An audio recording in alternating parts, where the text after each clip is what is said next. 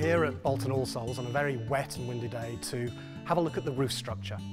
The roof structure here at Bolton is really quite significant because it provides one of the widest spans of parish churches in England. So we don't have columns here separating the nave and aisles. We have a roof structure that is a combination of timber and metal.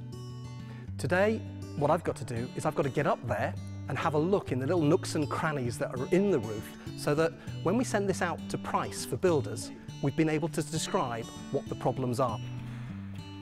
The thing about this spiral staircase is it's actually a really good one. If you go into a medieval church, somebody of my size and width often struggles to get up. But this is built by the Victorians, it's nice and sturdy, and it's got plenty room for anybody that's over 6 feet. It's quite a relief, actually. This is the romantic and glamorous bit of what I do, Bolton in the rain in the winter. Rick and Matt and Bob here are going to now connect me to this dead man weight anchor system, and I'm going to crawl into the roof access hatch to get along the roof space to see if I can have a good look at what condition the roof timbers are in.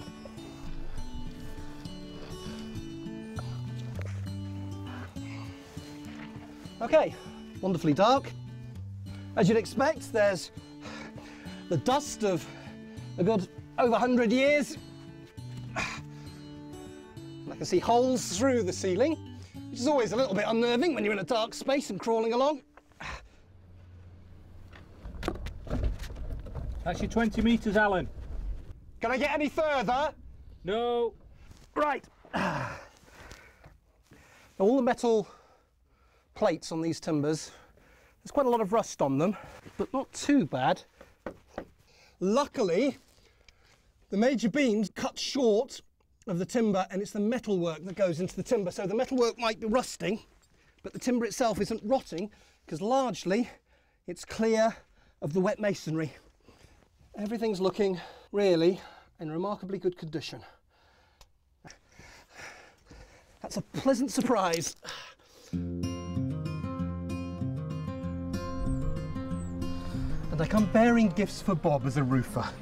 I've got some line torching and I've got some horsehair felt samples for him. Thank you very much, Alan. Wonderful present. Last time it was touched was when the roof was constructed, and it's still as hairy as the day that it went down. It provides tensile strength. So if everything else fails, it holds all the lime mortar together. And so it does exactly the same as stainless steel does in concrete. And that's what the hair is all about. The horsehair felt is just an additional protective layer of water does get through and actually helps stop drafts.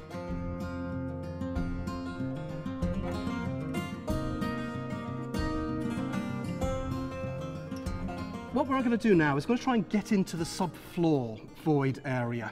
Because part of the pods in this building are hopefully going to be used as a doctor's surgery, there's quite a lot of service pipes that are going to need to come to the doctor's surgery from the old boiler room. The only way I can see what's going on in that corner is to climb underneath the floor, and that's what we're going to do.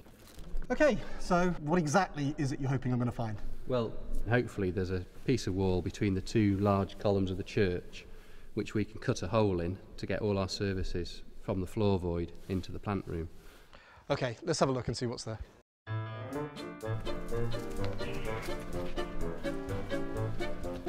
Oh no, loads of evidence of rats. Oh God. Ugh. I hate rats.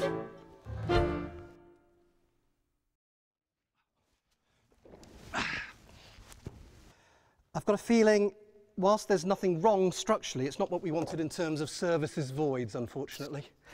As we look over there, we have the two columns and it's solid between it. There's no gap at all. So what we have here is some images. That. So that is that end wall. That's that end wall. We think there's probably about a metre of solid wall that we'll need to excavate through to get from the plant room into the under the floor void. That could have been as much as 3 metres, so a metre's quite a good result. The next step now is to get the tenders out and a contractor will be approved. It's an absolute fantastic feeling to really get the project up and going again. It's still a long way to go before we finally open the doors and the people start walking through, but things are really livening up now. Once the work's completed, we'll hopefully then take the building, hand it back to the local community, so that we now have a new story in the continuing chapter of All Souls at Bolton.